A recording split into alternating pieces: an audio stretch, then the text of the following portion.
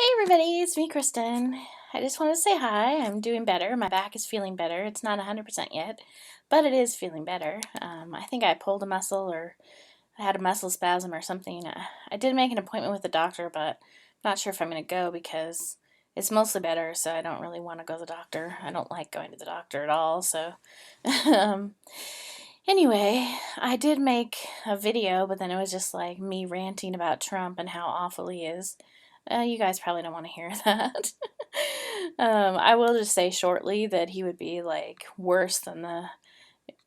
If we think that Britain leaving the European Union is bad, if we elected Trump as president, it would be like far worse for the world and for the economy, for everything. Just in every way imaginable, it would be terrible.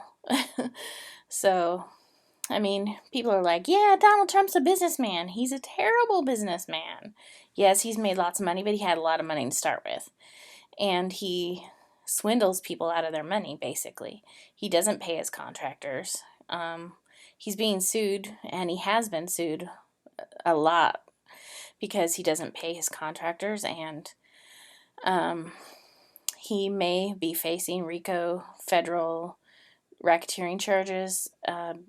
I'm not sure how if that's still in the process, but I read an article that said he could possibly face those charges because of something he did. And so, I mean, he's just a bad guy all the way around. He's an egomaniac. He's just terrible. I could go on and on forever. And I did make a video, but I'm not gonna share it because it's just me going off on Trump. Anyway, so for school this term, I am taking two economics classes. One is microeconomic theory, another one is world international economics, and then I'm taking a music theory class and a history of jazz music and a Native American studies class. So I have quite a lot of work to do because it's a lot of classes. I don't know if I've ever taken this many classes at once, so but the good thing is that they're all online, so that saves me a lot of time because when I have to go to class, like actually go to the physical building and stuff, it takes like all day practically because I have to wake up really early. Well, not early, but early for me. So I have to wake up early, get ready. Then it takes me like an hour to get there, and I always want to get there early, so I leave extra early in case there's traffic, because sometimes it can take 2 hours to get there if there's a bad accident. So then I end up being really early for class, and then I wait around, and then class is usually like, if I take a Tuesday, Thursday class, it's usually at least 2 hours long. Um, Sometimes, like, the graphic design classes are like 3 hours long, so then you spend, you know, 5, 6 hours just for one class, and then you have to, but with driving and parking and being in class, and then driving home, and then by that time I'm just like, ugh, I'm so exhausted, from like sitting in the uncomfortable chairs all day and having to be social because I'm not really that social. So it's like stressful in that way. So it's like a day is shot just being in class. So if I have class 2 days a week, that's like 2 days shot where I can't get any work done because I'm busy like running around doing stuff.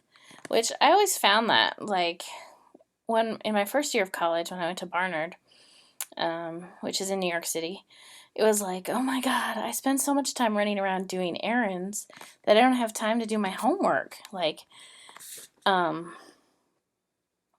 because back then in the old dark ages, like if I had to go to the bank, I had to like walk there and it would take like half an hour to walk there or something. And, because I didn't have much money, so like I tried to not spend it on like taxis or the subway or anything because I was really broke. And so if you go to the bank, it takes, an hour and a half or something. Then if you went to the store, that would take a lot of time because like there's one store that's really close to campus, but it had way higher prices, so I'd go down to the other market, which was further away but it had lower prices. So I'd go there, but then it's like, oh, I just spent all my time going to the store. And then you have to do your laundry, and then you have to like walk around campus to get to your classes and to the library and check your mail. And then they only had the dining halls open certain hours, so you had to go during those certain hours, and if you didn't, then you wouldn't get to eat. Um, so between just running around doing everything, it's like, when do I have time to do my homework? Oh, and I had a job too, so um, I'd have to like travel uptown, um, because my job was like so. Um, if you're familiar with Manhattan, it's like Columbia University is around 116th Street, and then like the medical center was like, I think it was like 168th Street or something. So they had this like whatchamacallit, like a shuttle bus. So I had to wait for the shuttle bus and then take the shuttle bus up to the medical center, because I was a telephone surveyor for this psychologist who was doing a study about alcohol usage and stuff like that. So it was kind of fun. But it was like, oh, so we had to ask these people these questions about like how many drinks they had in a day and stuff. It was like cold calling. It was like back in the 90s, so people still had home phones. And so we'd cold call these people and ask them these questions about alcohol consumption. And then if they had over a certain number of alcohol drinks, then we'd want to schedule them for an interview. So that was hard too to get people to agree though, but they did get paid. So, but nowadays I don't think people would do it. Like they'd be like, "Why are you calling me? I'm not answering the phone." But anyway, so that took a lot of time going up there, and by the time I got home, it was like I don't know, 9 or 10 o'clock at night, and I also babysat on the weekends, um, so that was good though, because I just basically would just the kids were usually asleep, so I just did my homework when I was babysitting. But this one time, I I babysat for this family, and um, when I got there, I hung up my coat, which had all my keys and everything in it, um, in their closet. And then when I left, I totally forgot my coat. I'm like, oh crap! And I was like all the way back at school when I figured out that I didn't have my keys and everything. So so I had to like go all the way back to their apartment, and they're like, "What are you doing here now?" Because because I couldn't really call them because I didn't have their phone number, so I had to go to their apartment and like knock on their door. And they're like, "What are you doing here?" So yeah, that was weird. But luckily, I got my stuff and was able to go back. But like, it was funny because I had never hailed a cab before, and so well, they had given me money to take a cab home, but I was trying to save money, so I took the subway home instead. So then, after I got my coat back, um, the guy stood outside and he was like waiting for me to hail a cab. I guess I was just talking to him, and like I didn't realize that people would hail cabs in the middle of actually like having conversations. so so it was funny because like he eventually hailed the cab because he's like, why is this girl waiting for me to hail the cab or something? I don't know.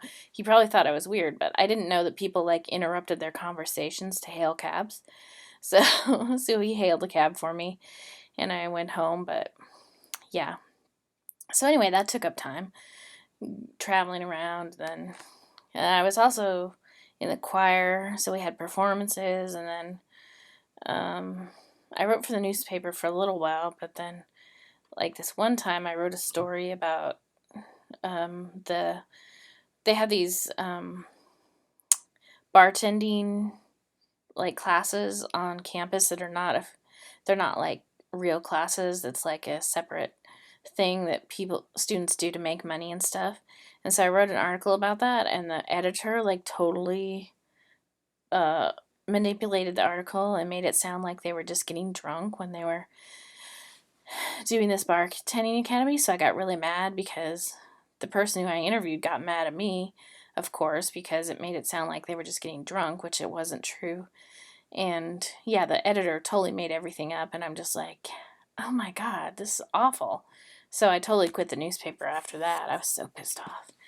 Um, and anyway, I mean, other students, they seem to have a lot of time. I don't know, because they go out and party and go to parties and dancing and drinking and go out to restaurants and stuff. And but I didn't have any money for one thing, and then I didn't have any time because like I was always busy doing errands and then working. So it's like, when do I have time to go to school? So anyway, just long story short, um, so I'm really glad I'm taking online classes this term because I don't have to deal with any of that foolishness going over to classes and stuff. It saves a lot of time, so I have way more time for homework, and so that's why I can take more classes, hopefully.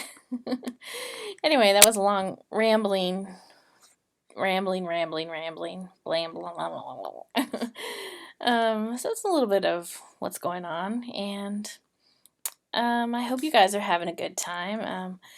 I was like shocked to find out that my second cousin was just in Istanbul where that shooting happened, and he was like there the day before, and then it happened the next day, and I'm like, oh my god, that is so close. And then my other friend from grade school, he was a professor at UCLA, and he was in the he had an office next door to the guy who got shot at UCLA in the engineering building. I'm like, oh my god, that is so crazy that people are just like so close to getting shot up. You know, he wasn't at work that day, so it's like if he had been at work, he probably would have been killed too. It's like, oh my god, the world has gone mad. So I hope you guys stay safe out there, and I wish we could live in a safer world, but unfortunately, I don't think there's any way to go back to a safer world. I don't know.